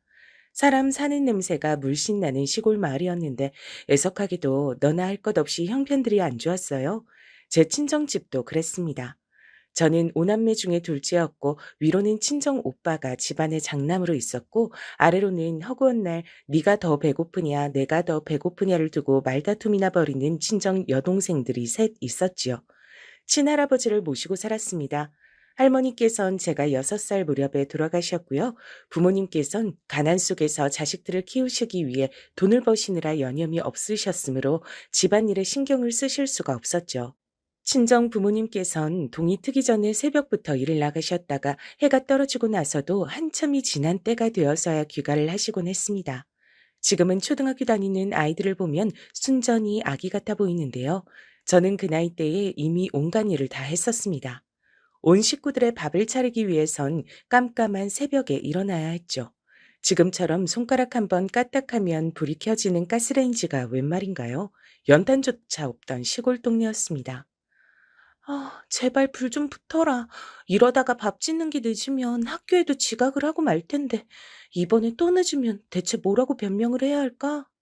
제 마음처럼 불 하나 붙이기도 쉽지 않은 시절이었던 것 같아요. 매번 불을 붙일 때마다 전 간절하게 기도를 하며 돌아가신 친할머니께 빌기도 하며 그렇게 안달이었습니다. 옛날 이때를 살아보신 분들, 특히나 저처럼 요령이 부족하셨던 분들은 아마 다 아실 겁니다. 불은 잘 안 붙는데 왜 그렇게 쓸데없이 연기는 잘 나던지요. 매운 연기에 괜히 눈물 콧물만 아깝게 흘려대며 대관절 불은 언제 붙을 것인지를 안타깝게 기다려야 했어요. 가스렌지를 넘어서 인덕션인지 하는 아주 좋은 최신식 기술이 나와서 이제는 불꽃을 보지 않아도 음식을 할 수 있다는 게 지금 세상이 신기할 따름이에요. 그런가 하면 요새는 빨래를 집에서 세탁만 할 게 아니라 즉시 건조까지 다 하는 세상이 되었죠. 건조기란 것이 아주 그냥 신통방통하더군요. 진작부터 미국인들은 이걸 사용해 왔다고 하는데 왜 우리나라는 뒤늦게 들어왔는지 모를 일이에요. 넣기만 하면 빨래가 싹 마르니 잘못 말렸답시고 옷감에 냄새가 날 일도 없어서 이게 아주 요물입니다. 냇가에서 손빨래 해보신 분들 혹시 계실까요? 오남매와 친정 부모님, 친할아버지의 것까지 총 8식구의 빨래는 모두 냇가에서 이루어졌습니다. 셋째를 데리고 이른 아침부터 고무대야에 빨랫감을 가득 담은 채로 냇가에 가서 온몸에 힘을 실어서 빨래를 마치고 나면 뜨끈하게 햇볕을 받는 자리에다가 그걸 다 널어놓았어요. 그러면 제법 잘 말랐답니다. 하지만 겨울에는 이게 통할 리가 없었죠. 저는 그래서 겨울이 싫었어요. 친할머니께서 명을 달리하신 겨울이 돌아오면 살을 찢는 것 같은 차가운 바람이 무섭게 불어댔고 빨래를 해야 하는 물은 얼음장이었습니다. 겨울에 빨래를 다 하고 나면 손이 시뻘겋게 변하기 일쑤였죠. 지금 생각하면 손이 얼지 않았던 것이 용할 따름입니다. 그래서 겨울엔 빨랫감으로 쌓여가는 옷들이 얼마나 얄미웠던지 몰라요. 지긋지긋하다 못해서 치가 떨렸죠. 그럼에도 특별히 군소리 한 번 안 했던 것이 당시에 제가 어떤 아이였던지를 증명하는 것이라고 생각합니다. 저는 저에게 주어진 책임감이란 걸 잘 알고 있었던 듯 싶어요. 내가 애써서 불을 피우지 않으면 우리 집의 굴뚝엔 밥 짓는 연기가 피어오르지 않는 거야. 내가 해야만 해. 친척 동생들에게 도시락을 싸주는 것도 저의 몫이었죠. 어릴 땐 제 동생들이 천혜의 철부지들로만 보였었는데 지금 회상을 해보니까 제가 어설픈 솜씨로 별것 아닌 반찬 도시락을 싸준 걸 두고 한 번도 불평, 불만을 안 한 녀석들이었네요. 형편이 어려워서 군것질거리 하나 제대로 그 입에 넣을 수 없었건만 그런 것도 투정 부리지 않았고요. 다른 친구들이 부럽단 소리 역시 한 번도 한 적 없었으니 동생들을 재평가해야 될 것 같네요. 이제 보니 언니가 힘들까봐 투정 부리고 싶은 걸 꾹꾹 눌러 참을 줄 아는 대견한 동생들이었지요. 당시엔 그저 매일매일이 힘들다는 생각이 앞서 있었습니다. 친할머니께서 돌아가시지 않았다면 어땠을까 하는 서글픈 가정도 자주 했었고요. 저보다 그런 가정을 자주 해보셨을 친할아버지께선 제가 중학교를 다니고 있을 때 심장마비로 돌아가셨습니다. 부모님께선 가슴을 치며 우셨고 전 손자가 최고이고 손녀들은 머릿수만 많지 쓸모없다고 하셨으면서도 은근히 저를 잘 봐주시고 제가 집안일을 도맡아 하는 것을 알아주시고 또 마지막으로 제가 중학교 다닐 수 있도록 부모님께 장남 따라서 장녀도 어느 정도 공부는 해야지 이렇게 말씀을 해주셨던 할아버지의 감사함에 눈물을 흘렸습니다. 덕분에 제가 중학교를 나올 수 있었어요. 할아버지께서 안 계셨다면 어림도 없었을 일입니다.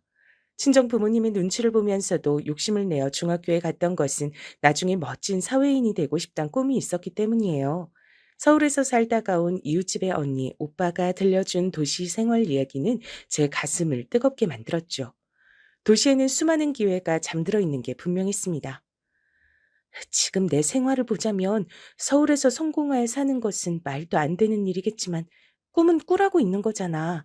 나도 멋지게 살아보고 싶어. 열심히 공부를 하면 그 꿈에 조금은 더 가까워질 수 있겠지. 그래서 학업을 계속 이어가고 싶었습니다. 하지만 온 가족이 굶어 죽는 상황이 오지 않는 이상 끊임없이 지원을 받고 살 거대한 벽을 전 넘을 수가 없었어요. 그 벽의 이름은 친정오빠였고 또한 집안의 장남이었습니다. 장녀는 장남을 이길 수가 없더라고요. 저는 중학교를 다니면서도 온갖 집안일을 도맡아 했고 동생들을 가르치며 솔선수범하는 언니였는데 그런 저의 노고를 부모님께선 알아주지 않으셨습니다. 그래봤자 네가 대학교 갈 수 있는 것도 아닌데 뭘 그렇게 학교를 아쉬워해. 중학교까지 다닌 것도 감지덕지하고 졸업하자마자 돈 벌러 떠나라. 엄만 왜 제가 대학교를 갈 수 없다고 단정 지으세요? 그걸 네가 몰라 물어? 진짜로 몰라서 지금 물어보는 거야? 말썽 한 번 부리지 않고 커온 넌 이 엄마의 자랑이었는데 이젠 실망을 안겨주려고 하는구나. 아니에요. 몰라서 그런 거 아니에요. 다 알아요. 제가 대학까지 가는 건 무리겠죠. 죄송해요. 그냥 해본 소리였어요. 그래야지. 엄마 힘들게 하지 마. 부탁할게. 네가 아니더라도 엄마는 이미 너무 힘이 들고 피곤해. 하루 종일 밖에 나가서 어렵게 돈 벌어오는데 자식 새끼가 속을 썩이면 부모 마음은 썩어 문드러지는 거야. 네, 죄송해요. 근데 엄마 중학교 졸업하면 돈 벌러 떠나라고요? 떠나요? 제가요? 어디로요? 어디든. 여기선 돈 벌러 다니는 곳이 너무 한정적이잖니. 없다시피 하지. 그래서 엄마도 네 아버지도 멀리까지 나가서 돈 버는 거잖아. 너도 그래야겠지. 제가 반은 맞고 반은 틀렸습니다. 꿈은 꾸라고 있는 게 맞았지만 아무나 그 꿈을 꾸는 게 허락되는 건 아니었어요. 오빠가 고등학교 다녀야 했기 때문에 전 학업을 더 이어갈 수 없었고 돈을 벌어야만 했습니다. 제가 친정 부모님으로 하여금 집안일에 아무 신경 안 쓰시도록 하는 것 정도로는 한계가 있었던 거예요. 돈. 언제나 바로 이 돈이란 것이 문제였죠. 삭막한 현실 앞에서 전 체념을 하려고 했지만 그때 왠지 솔깃한 소리가 제 귀를 잡아챘습니다. 그건 서울에 살다가 온 이웃집의 언니, 오빠가 하는 이야기였어요. 고등학교도 다니고 일도 하고 동시에 해낼 수 있는 방법이 있어. 정말이에요, 언니? 그런 방법이 세상 천지에 어딨어요? 네가 정말 청정 시골 소녀긴 하구나. 넌 야간 고등학교란 것도 아직 못 들어본 거야? 낮 동안은 공장에서 일을 하고 밤이 되면 야간 고등학교 다니잖아. 그러다 보면 혹시 아니? 대학교 진학도 노려볼 수 있을지? 그런 게 다 있었어요?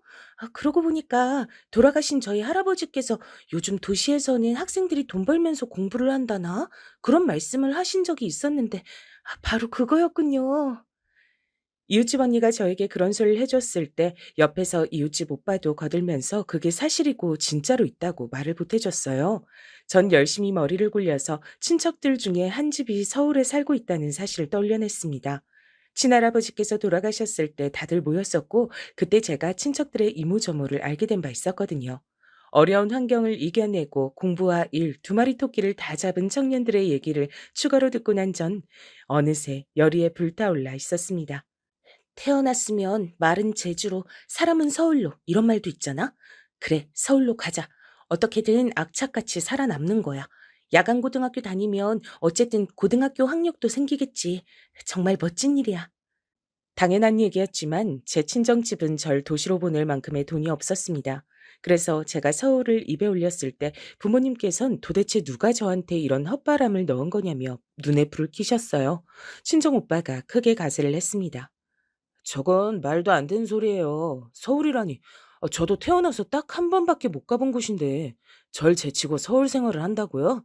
어림도 없죠. 그리고 제가 집을 영영 떠나버리면 집안일은 누가 하고요? 그때는 몰랐으나 지금 생각을 해보면 오빠는 제가 당돌하게 타지 생활, 그것도 서울을 거론하니까 질투심을 느꼈던 것 같아요.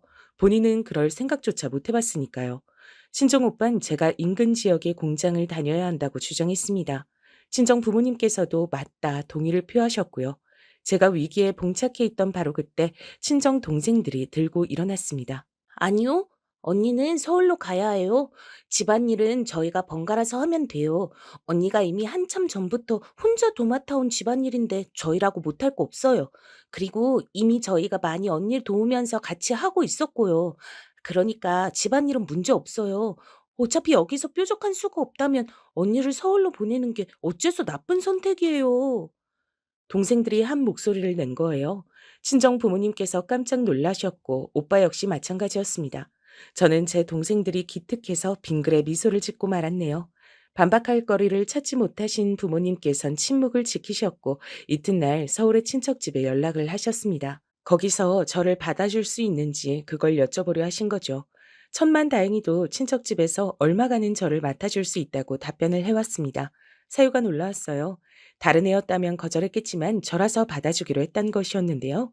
돌아가신 친할아버지께서 제 칭찬을 몇 번 하신 것을 들은 바 있었기에 좋은 인상을 가지고 있다고 그러셨어요. 할아버지가 친척분들께 내 칭찬을 하셨다고? 난 전혀 몰랐어. 오빠를 훨씬 더 좋아하시는 줄로만 알았는데 꼭 그런 것도 아니었구나. 할아버지, 감사해요. 설마 일이 이렇게 흘러갈지 모르셨던 것인지 친정 부모님께선 몹시도 떨떠름한 기색이었고요. 하지만 이렇게 된 이상 저를 안 보내실 수는 없었죠. 그렇게 저는 중학교를 졸업하자마자 동네 친구들의 부러움과 선망의 눈길을 받으며 서울로 떠났습니다. 그때 저는 상상하지도 못한 방향으로 제 인생이 흘러갈 줄 모르고 있었던 겁니다. 몇 벌의 옷가지 정도만 든 게 다였던 짐가방 하나. 그것을 들고 서울의 먼 친척집에 당도한 저는 얼마 후에 야간 고등학교를 다닐 수 없다는 청천벽력 같은 소식을 받게 됐습니다. 인원이 무한정으로 되어 있던 것이 아니었어요. 정원이 차면 그것으로 끝이었다는 사실을 저는 물론이고 친척들 또한 간과했던 것이죠. 가는 곳마다 저는 더 이상은 인원을 받을 수가 없다는 통보를 받았죠. 너무나도 실망스러웠고 막막했어요. 앞으로 어쩌면 좋겠단 말인가요. 저는 시골 동네에서만 살다가 상경한 소녀였고 무작정 아무 일이나 찾아 나설 수 있는 군번이 못 됐습니다. 서울에 도착했을 때까지만 해도 정말 무엇이든 다 해낼 수 있을 것만 같았는데 어느새 저는 지레 겁을 집어먹은 시골 소녀 하나에 지나지 않게 됐어요. 친척집에서 눈칫밥만 얻어먹으며 지내는 것도 몹시 괴로웠습니다. 그러던 어느 날 제가 한 가지 제안을 받게 됐어요. 제가 일찍이 집안일에 도맡았으니 혹시 남의 집에 가서 살림을 하는 것은 어떻겠냐는 것이죠. 다시 집으로 돌아가서 뻔한 길을 걸으며 살 것인가 아니면 절대로 만만치 않은 도전을 해볼 것인가. 고민하던 저는 후자를 택했습니다. 친할아버지께선 친정오빠를 향해 사내가 칼을 뽑았으면 무라도 베어야 한다며 곧잘 말씀하시곤 했는데 비록 제가 사내는 아니었으나 이왕 서울에 오는 일을 벌였으면 죽이 되든 밥이 되든 이곳에서 결단을 내는 것이 옳다고 봤습니다. 그리고 이때의 결정은 제 운명을 영영 바꿔놓았죠. 저는 반년에서 길면 1년 동안 가정부로 일을 해줄 사람을 구하던 집으로 들어갔습니다. 당시에 가게를 새로 준비하는 문제 때문에 몹시 바빴던 중년의 부부는 까다로운 인상을 하고 있었으나 막상 성격들은 보통이어서 일을 하는 게 어렵진 않았어요. 결혼 준비를 하고 있던 큰딸, 대학생이던 아들, 고등학교를 다니던 작은딸, 이렇게 삼남매의 끼니만 챙기고 빨래를 하는 것이 주된 일이었습니다. 이건 내가 꿈꾸던 생활이 아닌데 나는 고작 이런 일을 하려고 서울까지 온 걸까? 가끔 이런 생각이 들 때면 한없이 우울해지곤 했습니다. 그럴 때마다 저의 기분을 풀어주었던 건 대학생 아들이었어요. 제 친정오빠도 만약 대학을 가게 된다면 이렇듯 근사한 청년이 되는 것일까 하는 궁금증이 매번 피어오를 정도로 준수한 사람이었습니다. 외모도 호감형이었고 꽤 잘 사는 집안의 아들이면서 잘난 척을 할 줄 몰랐어요. 그 점이 무척 좋았고 존경스럽기도 했습니다. 제 부족한 맞춤법을 고쳐주기도 했고 친정집에 편지를 붙이는 걸 3번이나 도와주기도 했어요. 시간이 지나 일을 그만두게 됐을 때 저는 다른 일자리를 이미 구한 뒤였기 때문에 홀가분하게 떠날 수 있는 것이 당연했으나 이상하게 기분이 개운치 못했죠. 저는 이 대학생 아들과 마지막으로 인사를 나누는 순간 그 이유를 알아차렸습니다. 그가 바로 저의 첫사랑이었기 때문입니다. 나는 이 오빠를 내내 좋아했었구나. 누군가를 이토록 좋아해 본 일이 없었기에 자각하지 못하고 있었어. 어차피 깊게 품어봤자 소용이 없을 이뤄질 수 없는 관계니까 내 마음속으로만 영영 간직해야겠지. 제가 아직 18살이었던 것보다 앞서는 사실은 그의 집안과 저의 집안이 가진 차이였어요. 소위 계급이란 것이 달랐습니다. 그는 저에게 제가 20살이 되면 기념으로 선물을 주고 싶으니 꼭 연락을 달라고 해줬어요. 처음부터 끝까지 다정한 사람이었습니다. 그러니 좋아할 수밖에 없었던 것 같아요. 눈물을 훔치고 돌아선 저는 집으로 내려가긴 싫어서 힘들게 구했던 미용 일을 하기 시작했습니다. 그리고 20살이 됐을 때 고민을 하다가 에라 모르겠다 싶어서 그에게 연락을 해봤죠. 마음은 떨렸으나 그걸로 인해 무슨 일이 벌어지리라곤 생각도 못했습니다. 하지만 그 전화 한 통으로 인해 저는 그와 오랜만에 마주하게 됐고 인연을 이어가게 됐으며 놀랍게도 고백까지 받게 됐습니다. 그는 저와 꼭 결혼을 하고 싶다 그랬어요. 그만큼 저를 진지하게 생각한다 그랬습니다. 그 집안에선 난리가 났죠. 가정부 일을 예전에 몇 달 맡겨놓았던 시골 촌뜨기 여자애가 갑자기 집안의 대들보를 채간다고 하니까 모두가 거품을 물고서 결사 반대를 외쳤습니다. 저에게 그 집의 일을 연결해 주었던 사람에게까지 불똥이 튀었고 저를 서울로 올 수 있게 해줬던 먼 친척집까지 비난을 받아야 했습니다. 그 결과 멀리 제 친정집까지 소식이 닿았죠. 언감생심, 닿지도 못할 곳에 손을 뻗지 마라. 분수에 맞게 살 때가 가장 행복한 거야. 오르지 못할 나무 쳐다보라고 서울 가는 걸 허락했던 게 아니야. 그러니까 엄마 말 들어. 친정엄마께선 진정 안타까운 목소리로 절 만류하셨습니다. 전 스스로 멍청이라고 생각한 적은 없었는데 그건 자만이었던 것 같아요. 왜냐면 얼마 후 제가 임신을 했기 때문입니다. 고작 21살 때의 일이었네요. 임신을 한 것을 알곤 기쁨보단 두려움과 막막함이 앞섰습니다. 앞으로 제 인생은 어떻게 되는 것일지 눈앞이 캄캄했어요. 저의 임신에 그 집안도 제 친정도 발칵 뒤집힌 건 당연했고요. 제가 그의 아이를 가졌다는 것, 그리고 그가 변함없이 절 원하고 있다는 것, 이 2가지 때문에 그 집안에선 마지못해 절 받아들여 주셨습니다. 한때는 제가 어설프고 어린 가정부로 일했던 그 집에 임신을 한 며느리가 되어서 다시 들어가게 됐을 때 저는 이루 말할 수 없는 오묘한 기분이 들어서 몇 날 며칠을 잠을 이루지 못했던 것 같아요. 결혼식은 없었고 아이가 태어나고 나면 천천히 진행하자는 이야기 정도가 얼핏 들려왔습니다. 좋은 집안의 남자를 용케 잘 물었구나.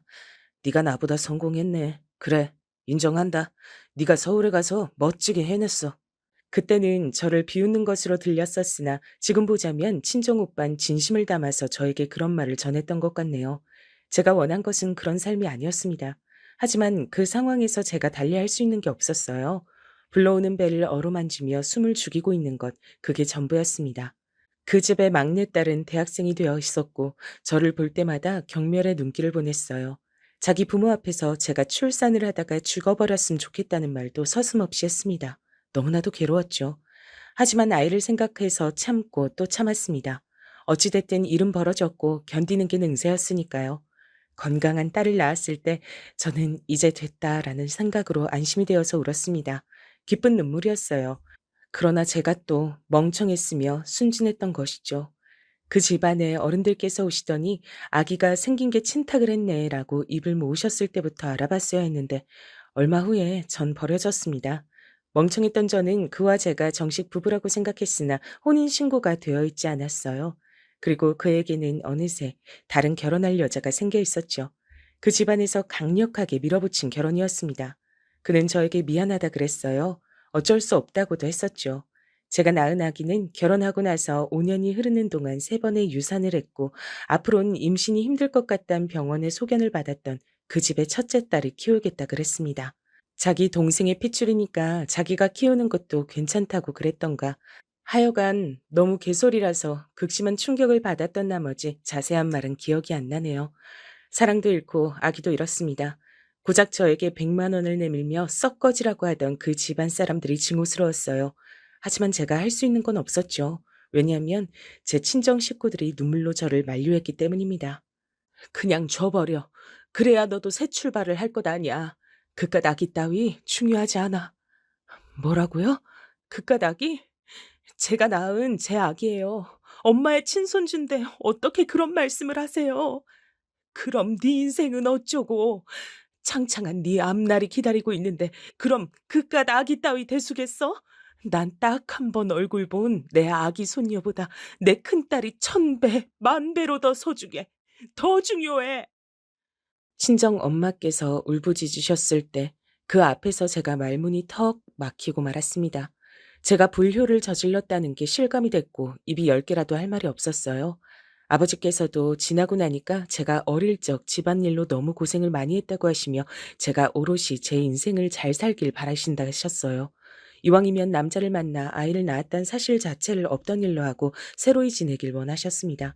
동생들도 마찬가지였어요. 제가 왜 모든 짐을 지고 가야 하냐며 과거를 싹 잊고 더 잘 살면 될 일이라고 입을 모았습니다. 모두가 저를 위해서 한 목소리를 내고 있다는 사실을 깨달은 순간 저는 과거를 제 안에서 묻어버리기로 했어요. 그렇게 결심한 날 제 스스로의 뺨을 미친 듯이 때렸었죠. 과거의 저를 책망하는 행위였고 아기에게 미안하다는 뜻이었고 앞으로 정신 차리고 살겠다는 다짐이기도 했습니다. 저는 꿋꿋하게 임신 문제로 잠시 접어두었던 미용 일을 다시 시작하기 시작했습니다. 큰 돈은 안 벌렸지만 기술을 배울 수 있어서 좋았고 인맥을 만들어가는 것도 재밌었어요.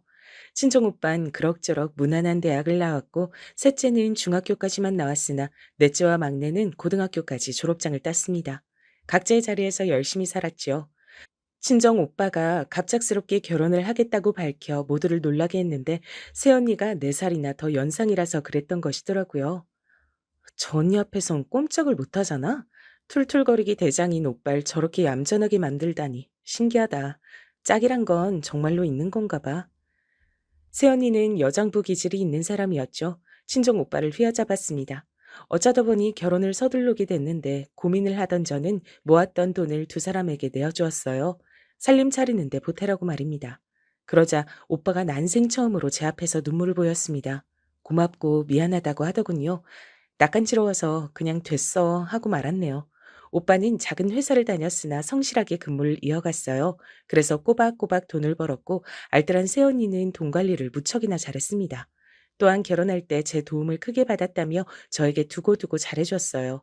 새언니의 친정이 제 친정집과 썩 멀지 않았는데요. 새언니는 자기 시댁을 무척이나 잘 챙기면서 항상 큰 동생님 대신이다라는 말을 하곤 했습니다. 새언니가 말하는 큰 동생은 저이고요. 이게 생각지도 못한 결과를 냈어요. 외할아버지께선 일찍 돌아가셨고 외할머니 혼자 외삼촌 댁에 남으셔서 지병이 악화된 채 오늘 내일 하고 계셨는데요. 그렇게 착한 손녀가 얼른 자기 짝을 만나는 걸 내가 보고 나서 죽고 싶은데. 하도 제 얘기를 좋게 들으셔서 그런지 제가 좋은 사람과 결혼하는 걸 보고 싶다고 언제부턴가 입버릇처럼 말씀을 하기 시작하신 겁니다. 그러자 외가 친척들이 열심히 나서서 괜찮은 결혼 상대를 저에게 붙여주고자 했습니다. 새언니도 신이 나서 참여를 했다고 하고요. 제가 뒤늦게 이걸 알고 나서 펄쩍 뛰었는데 결과적으론 친척들이 합세하여 밀어붙인 사람하고 결혼을 하게 됐답니다. 자존심 내세우며 거절을 하기엔 남편이 너무 좋은 사람이었거든요. 인물은 보통이었는데 제 눈엔 처음부터 멋져 보였고 고등학교를 나온 이후로 쭉 열심히 일만 하며 살아온 이력도 마음에 들었습니다. 무엇보다 남편은 제 과거를 다 듣고도 감싸준 사람이었어요. 멍청한 판단을 내렸던 과거의 저를 장난으로라도 책망하지 않았고 그저 보듬어 주었답니다. 남편은 서울 토박이었고 시댁은 저희 부부가 결혼할 당시 서울 근교에 경기도에서 새롭게 터를 잡은 직후였죠. 특별히 잘 살지도 못 살지도 않았던 시댁 집안에선 저를 썩 마음에 들어 하진 않았더랬죠. 남편이 꼭 저와 결혼해야 하겠다고 강력히 나왔기 때문에 어쩔 수 없이 허락을 해줬을 뿐이었어요. 그래서 저는 결혼하고 나서 시댁 식구들한테 많이 구박을 받으며 지냈습니다. 집안 행사에서 가장 고되게 노동을 하며 칭찬 한마디 못 듣는 존재였죠. 그러다 제가 아들을 낳았는데요. 이때부터 제 처지란 것이 달라졌어요. 시부모님께서 손자라면 꿈뻑 넘어가셨거든요. 손자 사랑이 지극하셔서 자연스레 저도 어엿한 며느리로서 인정을 받게 됐답니다. 이게 다 내가 아들을 잘 둔 덕분이구나. 우리 아들 너무나도 고마워. 내가 세상에서 가장 귀하게 키워줄게. 그러니 제가 저희 아들을 얼마나 예뻐했겠나요. 눈에 넣어도 아프지 않는다는 말이 왜 나왔는지 알겠더라고요. 커가는 아들을 보면서 행복했고 저의 평탄한 결혼 생활을 보며 친정 식구들이 무척이나 좋아해 줬습니다. 제가 마음 한구석에 묻은 제 딸의 존재를 애달프게 여겼다는 사실은 저 혼자만의 비밀이었죠. 제 배로 낳은 자식인데 어찌 있겠나요? 잘 살고 있는지 궁금할 때가 많았으나 애써 눌러두었습니다. 이런 애끓는 심정은 남몰래 일기장에 끄적거리곤 그대로 덮어뒀어요. 저희 부부에게 둘째는 없었어요. 이상하리 많지 아이가 생기지 않았죠. 그래서 외동아들을 키우는 것이 저희 부부의 운명이라고 받아들였습니다. 외동이기에 더욱 귀하게 키웠던 듯 싶네요. 저희 아들이 한창 초등학교를 다니고 있을 무렵 애석하게도 시댁에 일이 좀 생겼고 경제적으로 많이 힘들어졌어요. 그래도 아들에겐 티를 안 내려고 저희 부부가 억지로 웃음 지으며 버텼던 것 같네요. 나이가 들수록 오남매란 사실이 감사해졌어요. 피를 나눈 제 형제들이 있으니 늘 외롭지 않게 살았습니다. 하지만 제 인생의 동반자라고 할 수 있는 남편이 병을 얻어 쓰러졌을 땐 그런 것도 다 소용없게 느껴지더군요. 제 남편이 죽는다는데 형제들이 다 무슨 소용인가 싶었어요. 여보, 이제야 자식 다 키워놓고 우리 이제 숨을 돌리고 편안히 잘 살아보자고 하는데 대체 이게 무슨 일이에요? 이러면 안 되죠. 이럴 순 없는 거예요. 아픈 사람 앞에서 제가 그런 추태를 보였습니다. 남편을 위로하고 힘을 줬어야 했는데 제 두려움과 슬픔부터 보였나 봐요. 제가 그 지경으로 부족한 사람이었네요. 저란 사람 자체를 감싸주고 받아주었던 남편은 제 인생의 은행 같은 존재였는데 제 곁을 영영 떠난다는 사실이 미치도록 괴로웠습니다. 처음 만났던 그때처럼 남편은 인자한 미소로 절 보듬어 줬죠. 그리고 세상을 떠나기 전에 이루고 싶은 바람을 밝혔습니다. 내 자식이 장가 가는 것까지 보고 떠나고 싶은데 그건 너무 어려운 바람일까? 당신 생각은 어때? 그래요. 장가 보냅시다. 네, 결혼시켜버려요. 당신이 원한다는데 못 이뤄줄 것도 없죠. 아들에겐 진지한 감정으로 교제 중인 여자친구가 있었어요. 아들보다 2살 연상의 그 여자친구를 저는 며느리감으로 마음에 들어 하지 않았습니다. 친부모한테 어릴 적에 버려져서 조부모의 손에 자랐다가 친척 집에 맡겨졌다가 성인이 된 이후로는 내내 혼자 지내왔다는 이야기가 제 마음을 너무나도 쓰리게 했거든요. 제가 자식을 낳고 키워보니까 그렇더라고요. 제가 고난과 역경을 당하는 건 괜찮아도 자식에게 그런 걸 당하게 할 순 없는 법이었어요.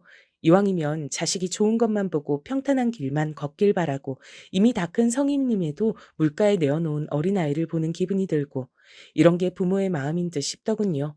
그래서 결혼을 반대해 왔었습니다. 결혼 말고 연애만 재밌게 하라고 했었죠. 남편은 제 뜻을 무조건 따르겠다는 명목을 고수해 왔었고요. 근데 삶의 끝이 보이게 되자 남편은 진심을 내비쳐 왔어요.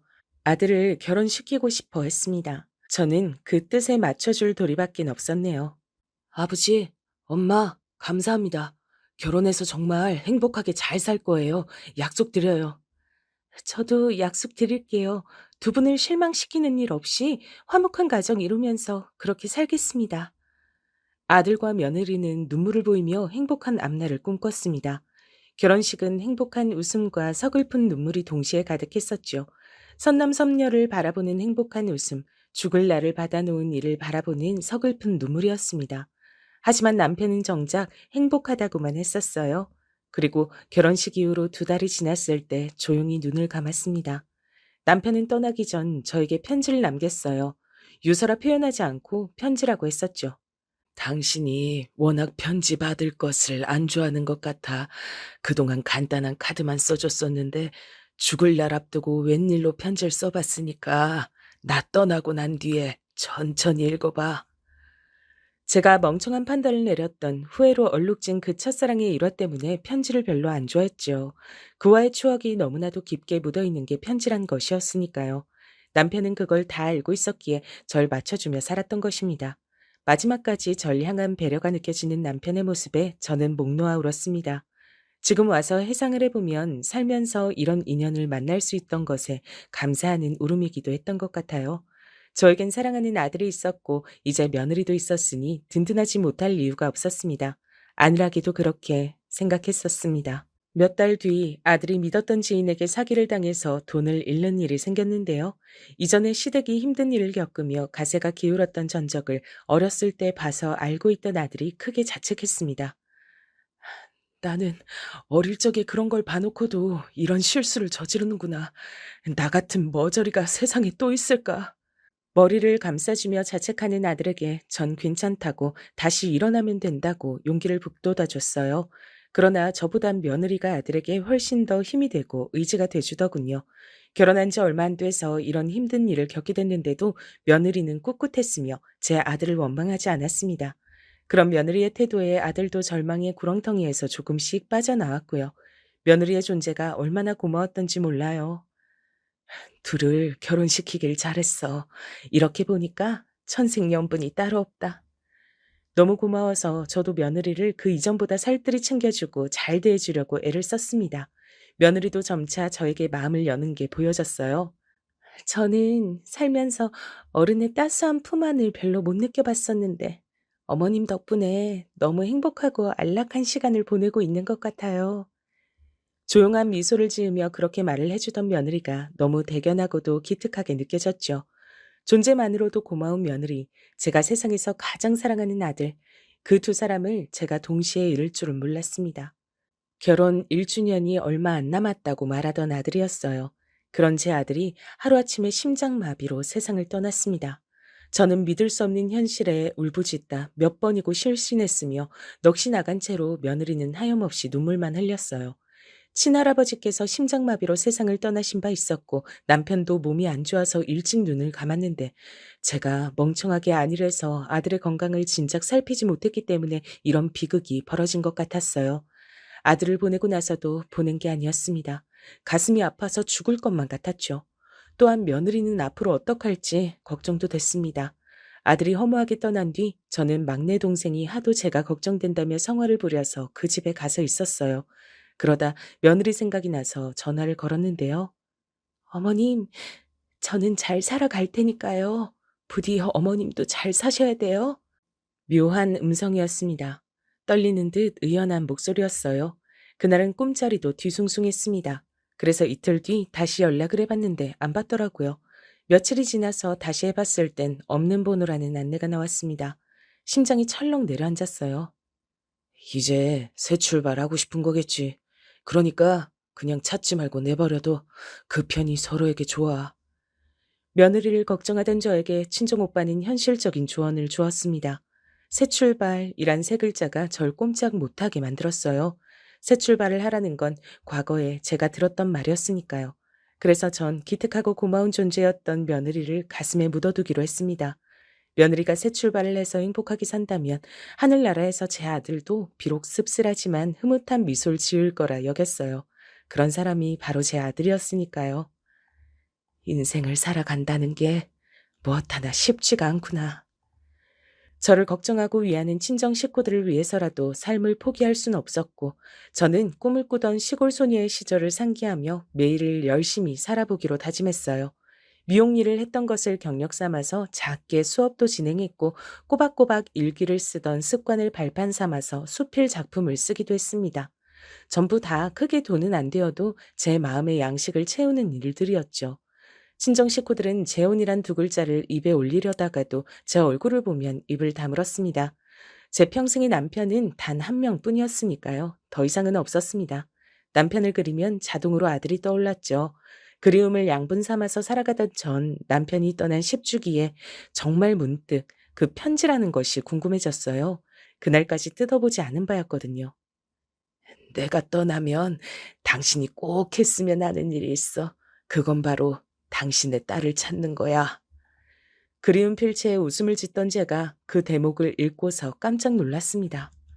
애써 마음속에서 누르고 또 눌러왔던 존재, 저의 딸. 남편이 설마 제가 딸을 찾길 원했을 줄은 몰랐어요. 그 편지를 품에 안고서 한참을 고민하다가 결심을 굳혔습니다. 그리고 친정 식구들에게 도움을 청했어요. 새언니가 가장 발벗고 나서서 딸 찾는 일을 도와줬죠.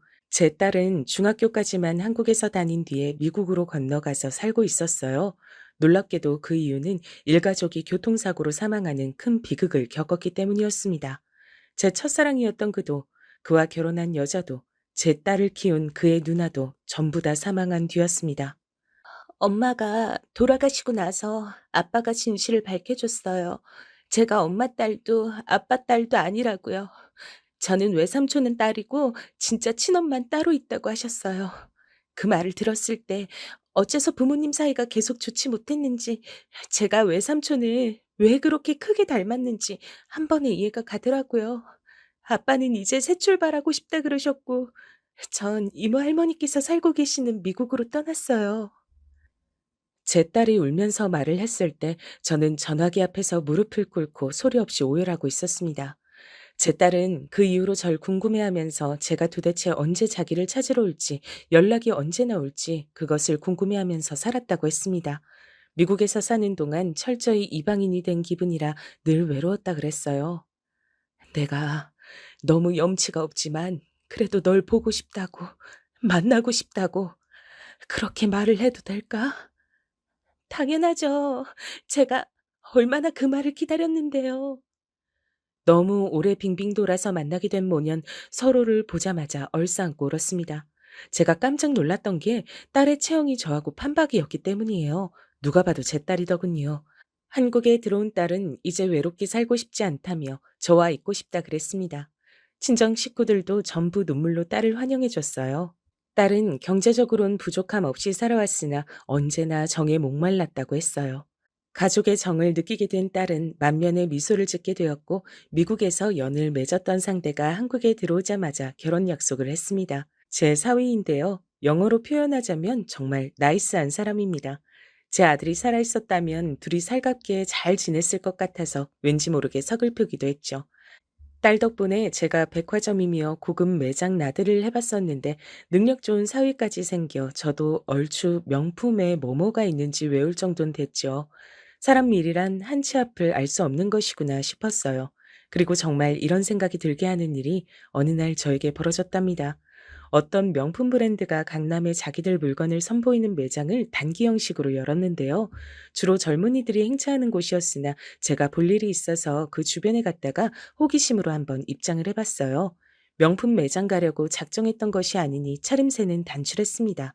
잘 차려입은 젊은이들 사이에서 제가 너무 눈에 띄는 것 같아 민망한 웃음이 지어지더군요.